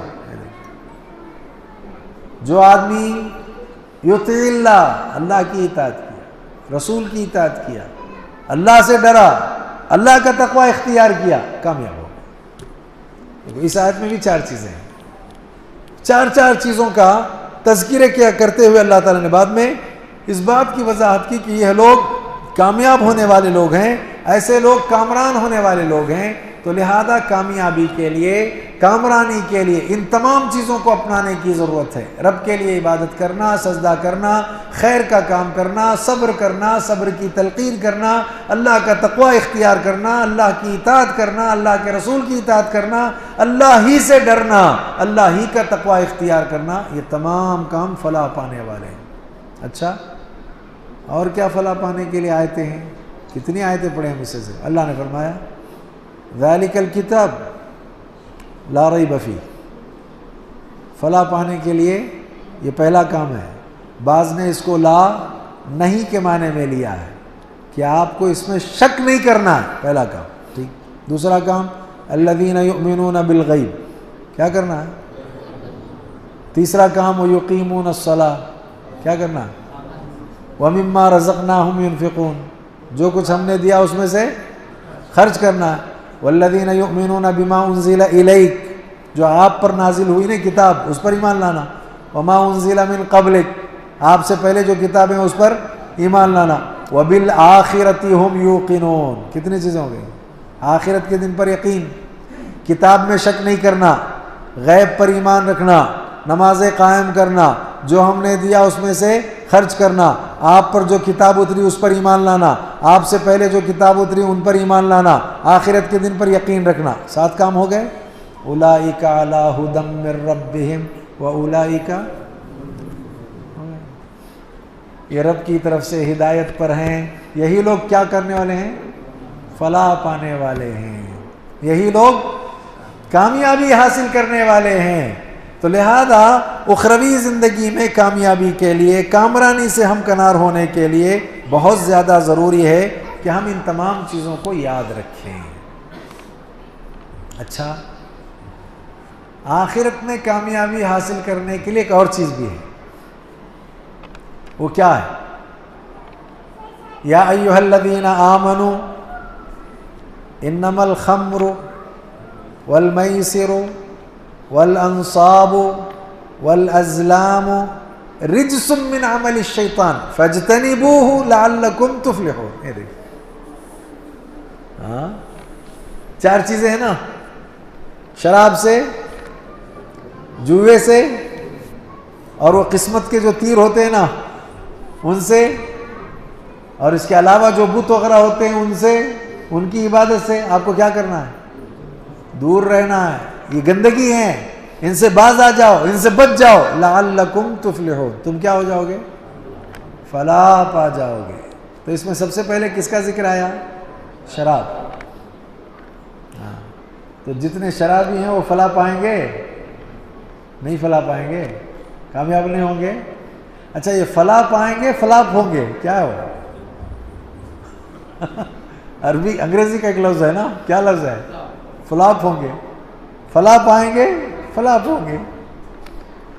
لہذا شرابی اسلامی ریاست اگر موجود ہو، بار بار اگر اس جرم میں وہ پکڑا جائے اسے کوڑے لگائے جائیں گے، سزا تو ملی نا، اور آخرت میں بھی وہ سزا کا حقدار ہو سکتا ہے۔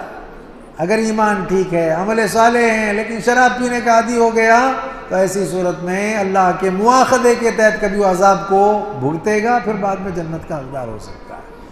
لیکن یہ ہے کہ شراب کو کیا کرنا پڑے گا؟ اچھا، یہ شراب ایک مثال کے لیے ہے کہ نشہ آور چیز ہے، ایسی جتنی بھی نشہ آور چیزیں ہیں ان تماموں کو کیا کرنا پڑے گا؟ چھوڑنا پڑے گا۔ کل مسکر حرام، ہر نشہ لانے والی چیز کیا ہے؟ حرام ہے۔ بعض لوگوں کا معیار کیا رہتا ہے معلوم آپ کو؟ بہت عقل مند لوگ رہتے ہیں، لوگ کیا کہتے ہیں معلوم ہے؟ مولوی صاحب شراب پیتے پیتے ہم ایسے عادی ہو گئے کہ اب ہم کو نشہ نہیں آتا، اب حلال ہے کیا؟ تو شراب کے حرمت کا حکم کہاں پر آیا؟ پی پی کر عادی بننے کے بعد آیا، پہلے مرحلے میں آیا؟ پہلے مرحلے میں نشہ آیا تھا کہ نہیں آیا تھا؟ بس وہیں حکم تھا، وہ حکم باقی رہے گا، اگرچہ کہ بعد میں پیتے پیتے آپ کیا ہو گئے ہیں؟ عادی ہو گئے ہیں۔ اب شراب آپ کو نشہ نہیں لاتی، کیا اس کا مطلب حلال ہے؟ ایسے ہی بعض لوگ کہتے ہیں مول صاحب یہ گٹکا ہے نا، یہ جو کھاتے ہیں ہم، اس سے ہم کو نشہ نہیں آتا۔ وہ پہلے مرحلے میں، مجھے اصل میں خود بھی اس کا تجربہ اس لیے ہے کہ میں کبھی کبھی وہ منہ کی صفائی بدبو وغیرہ کو زائل کرنے کے لیے سادہ پان کھاتا ہوں، کبھی کبھی چونا ہوتا ہے، سپاری کچھ ہوتی ہے اور پان ہوتا ہے بس۔ ایک مرتبہ ایک صاحب کو کہا ہم نے کہ بھئی ذرا سا پان لے کر کے آئیں ایک پان، وہ صاحب گئے، اس میں پتہ نہیں انہوں نے یہ سمجھا کہ کچھ علماء جو ان کی صحبت میں تھے وہ کچھ اس طرح کا پان کھاتے تھے کہ اس میں کچھ ایسی چیزیں تھیں، وہ ڈالتے ہیں نشہ آور چیزیں، پتہ نہیں اس طرح کا پان وہ بنا کر کے لائے، میں دیکھا نہیں، سیدھے لیا منہ میں ڈالا ہوں، کچھ ہی دیر میں زبان اور یہ چیزوں میں ایک لذت بدل گئی، اور بدلنے کے بعد سر چکرانا شروع ہو گیا۔ میں نے کہا جی کیسے پان لائے ہو؟ کہا نہیں اس میں وہ پتہ نہیں کیا نمبر لیا انہوں نے، کچھ نمبرات ہیں آج کل لوگوں کے پاس، جی ہاں پتہ نہیں کچھ وہ زردہ، پتہ نہیں کوئی نمبر لیا انہوں نے کہ یہ نمبر کا پان ہے۔ میں نے کہا ہم نے کب کہا تھا آپ کو یہ نمبر کا پان لاؤ؟ ہم نے آپ کو کہا کہ پان لاؤ، کوئی نمبر دیا تھا ہم نے، عجیب مسئلہ ہے، لوگ نمبر والے پان بنا چکے ہیں کہ یہ نمبر کا پان لاؤ، تو لہذا فوراً میں تھوک گیا، کچھ دیر تک کے لیے مجھے وہ سر چکراتا رہا۔ تو پہلے مرحلے میں تو آتا ہے نا نشہ، چاہے گٹکا ہو، پان پراگ ہو، چاہے وہ چیتنا ہو، چاہے پتہ نہیں کیا پھیتنا ہو، چاہے وہ بیڑی ہو، چاہے وہ سگریٹ ہو، چاہے اس کے علاوہ کوئی اور چیزیں کیوں نہ ہو، نشہ آور مادہ اس کے اندر ہے، لہذا حرام ہے۔ کل مسکرن حرام، ہر نشہ آور چیز حرام ہے۔ انما الخمر، شراب، جوا، ہاں معلوم بھی نہیں پڑتا آپ جوا کیسا کھیل رہے ہیں، لیکن برابر جو ہے جوے میں حصہ لیتے رہتے ہیں۔ آج کل تو کیا ہے بولیے، دنیا میں ایک طرف اگر زیادتیاں ہو رہی ہیں، ظلم ہو رہا ہے، تو دوسری طرف سارے لوگوں کو توجہ ہٹا کر کے کھیل میں لگانے کے لیے کھیل چل رہے ہیں، اور آپ کھیل دیکھے جا رہے ہیں، کھیل میں سارے کام کیے جا رہے ہیں، غیر محسوس طریقے سے سارا آپ کا وہ معاملہ کدھر جاتا ہے، وہ جو دیکھ رہے ہیں نا گھنٹوں بیٹھ کر کے، لہذا اس کے اعتبار سے کیا لگتا ہے وہاں کیا ہوتا ہے کھیلوں میں، کون سے ایسے کھیل ہیں جو بہت انٹرنیشنل پر کھیلے جاتے ہیں اور اس میں جوا نہ لگے۔ لہذا وقت کو برباد کرنے والی چیزوں سے بچ کر کے اتنے ہی وقت میں آپ کوئی خیر کا کام کر سکتے ہیں نا۔ اچھا چلو ایک کام کرو، دیکھنے کے بجائے خود کھیل سکتے ہیں نا آپ، نہیں خیال ہے، نہیں کھیل سکتے بھئی؟ آپ کے یہاں ایک ڈنڈا کوئی پڑا تو اٹھا کر کھیلیے نا، کیا مشکل ہے؟ اگر اتنا ہی شوق ہے، کوئی ڈنڈا آپ کے پاس پڑا ہے، کوئی جو ہے 2-3 لاٹھی ہے، تو لگا دیجئے پیچھے اور خود جا کر کے کیا کیجئے، تھوڑا سا کھیل لیجئے، صحت بن جائے گی۔ تو وقت وہاں لگا کر کے وقت کو ضائع کرنا، اور ضائع کے ساتھ ساتھ کوئی بہت کمال والی چیز نہیں جس پہ جوے لگے، وہ چیز دیکھنے سے بہتر آپ اپنی صحت بنانے کے لیے کیا کیجئے، کھیل لیجئے، نمازوں کے اوقات میں نمازوں کی پابندی کیجئے، کام کے وقت میں اپنا کام کر لیجئے، تو یہ آپ کے حق میں کیا ہے، بہتر ہے۔ انما الخمر والمیسر والانصاب والازلام رجس من عمل الشیطان، ایک تو رجس ہے، یہ گندگی ہے، یہ من عمل الشیطان ہے، یہ کون سا عمل ہے؟ تیسرا فاجتنبوہ، اس سے کیا کرو، اجتناب کرو، لعلکم تفلحون، کیا ہو جاؤ گے، فلاح پا جاؤ گے، تم کامیابی سے ہمکنار ہو جاؤ گے۔ تو لہذا آخرت میں کامیابی چاہیے، یہی اصل کامیابی ہے۔ اس دنیا کی زندگی میں ہم آئے ہیں، یہاں آئے اس لیے کہ ہم کو وہاں کی کامیابی اور ناکامی کے لیے کیا کرنا ہے، توشہ تیار کرنا ہے۔ چلو اب اللہ کے پاس پیشی ہوئی، اب اللہ تعالیٰ کیا فرماتے ہیں قرآن میں، کل نفس ذائقۃ الموت، ہر نفس کو کیوں موت کا مزہ چکھنا ہے؟ کوئی صاحب بولیں گے ہر نفس کو موت کا مزہ چکھنا ہے، کیوں؟ ہاں ماشاءاللہ، کون بول رہے ہیں؟ ہاں اچھا آپ پیش کریں گے، اتنی ہمت ہے اللہ کے پاس اپنے اعمال پیش کر، لے میرے عمل ہے اللہ تعالیٰ ہو گئے، کون پیش کرے گا؟ جواب اس کا یہی ہے کہ موت کا مزہ اس لیے چکھنا ہے کہ اس مزہ کے چکھنے کے بعد ہم کو اپنا رزلٹ دیکھنا ہے۔ کیا دیکھنا ہے؟ رزلٹ دیکھنے کے لیے موت رکھی گئی ہے۔ اگر وہ دن نہیں ہوتا جس کو مالک یوم الدین کہتے ہیں تو پھر موتیں نہیں ہوتی، صاحب ہمیشہ زندہ رہتے۔ موت اس لیے ہے کہ وہ ایک دن ہے مالک یوم الدین، وہاں اللہ تعالیٰ انصاف کرے گا، وہاں جو آپ کے اعمال ہیں ان اعمال کے نتیجے میں آپ کا کتنا ثواب کتنا عذاب اللہ وہ طے کرے گا۔ تو کل نفس ذائقۃ الموت، ہر نفس کو موت کا مزہ چکھنا ہے۔ اچھا اس کے بعد کیا ہوگا، وہی جگہ ہے وَإِنَّمَا تُوَفَّوْنَ أُجُورَكُمْ يَوْمَ الْقِيَامَةِ، موت کے بعد ہی یہ مرحلہ ہے، تُوَفَّوْنَ أُجُورَكُمْ يَوْمَ الْقِيَامَةِ، قیامت والے دن تمہارے جو کچھ اعمال ہیں ان کا پورا بدلہ دیا جائے گا، جو بھی اعمال ہے اس کا پورا بدلہ دیا جائے گا۔ اچھا اب آپ یہ دیکھیے، ایک آدمی ہے، نمازی ہے، روزے دار ہے، حج کرنے والا ہے، صدقہ کرنے والا، خیرات کرنے والا، اللہ کے نبی کیا کہتے ہیں معلوم ہے؟ نیکیوں کے پہاڑ یا پہاڑ جیسی نیکیاں، بہت ڈھیر نیکیاں لے کر کے جائے گا، لیکن کسی کو گالی دی ہوگی، کسی کو مارا ہوگا، کسی کی پٹائی کی ہوگی، وہ سارے مظلوم اللہ کے پاس ہیں، کہتے ہیں اس نے ایسا ایسا کیا، اس کی نیکیاں لی جائیں گی. توفون اجورکم یوم القیامہ، پورا پورا بدلہ دیا جائے گا، لہذا اس کی نیکیاں لی جائیں گی، ان مظلوموں میں تقسیم کی جائیں گی. نیکیاں ختم، مظلوم باقی. اب کیا؟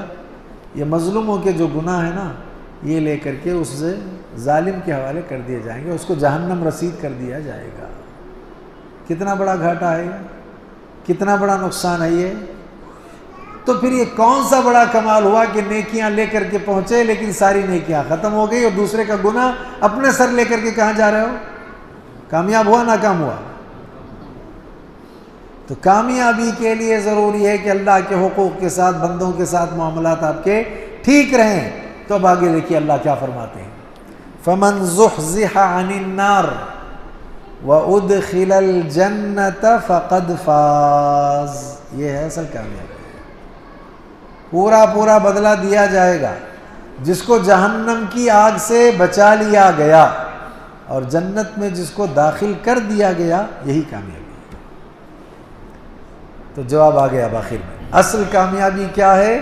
اصل کامیابی یہ ہے کہ جہنم سے بچا لیا جائے اور جنت میں داخل کر دیا جائے، تو آدمی کامیاب ہو جائے گا، کامران ہو جائے گا. اس کامیابی کے لیے ہم کو وہ کام کرنا ہے جن کاموں کے کرنے سے جنت ملتی ہے. اور وہ کیا ہے؟ اللہ نے کہا آمنوا وعملوا الصالحات لہم جنات تجری من تحتها الانہار ذالک الفوز الکبیر. کہیں کہیں اللہ تعالیٰ فرماتے ہیں ذالک الفوز المبین، ذالک الفوز العظیم، الگ الگ انداز. بڑی کامیابی، کھلی کامیابی، بہت بڑی کامیابی. کس لیے؟ ایمان لا کر کے نیک عمل کرنے کی وجہ سے. لہذا بہت ضروری ہے ہمارے لیے کہ آخرت کی کامیابی کے لیے نیک اعمال کے ساتھ ہم ایمان، اور ایمان کے ساتھ ساتھ تواصی بالحق، تواصی بالصبر کریں، اور ساتھ ہی ساتھ دیگر اوصاف جو بیان کیے گئے سارے اوصاف کا ہم خیال رکھیں. کئی جگہوں پر قرآن مجید میں اللہ نے ایمان والوں کی کچھ اوصاف بیان کیے، پھر اس کے بعد کہا ان کے لیے کامیابی ہے. پھر ایک جگہ کچھ اوصاف ان کے لیے کامیابی. وہ ساری صفتیں ہم کو اپنے اندر لانی ہے، دیکھنا ہے کہ یہاں یہ جو بیان کیا گیا اس میں پورا اترا ہوں کہ نہیں، یہاں یہ جو بیان کیا جا رہا ہے اس میں پورا اترا ہوں کہ نہیں. جیسے ہم نے سورہ بقرہ کے آخر میں 7 چیزیں بیان کی نا، تو کیا وہ 7 چیزیں میرے اندر ہیں؟ تو چلو آگے اللہ کہہ رہے ہیں یہ کامیاب ہونے والے ہیں، امید ہے اللہ مجھے کامیابی دیں گے. اگلی جگہ یہ 4 چیزیں ہیں، کیا یہ 4 چیزیں مجھ میں ہیں؟ ہاں ہیں، ہاں میں کامیاب ہونے والا ہوں.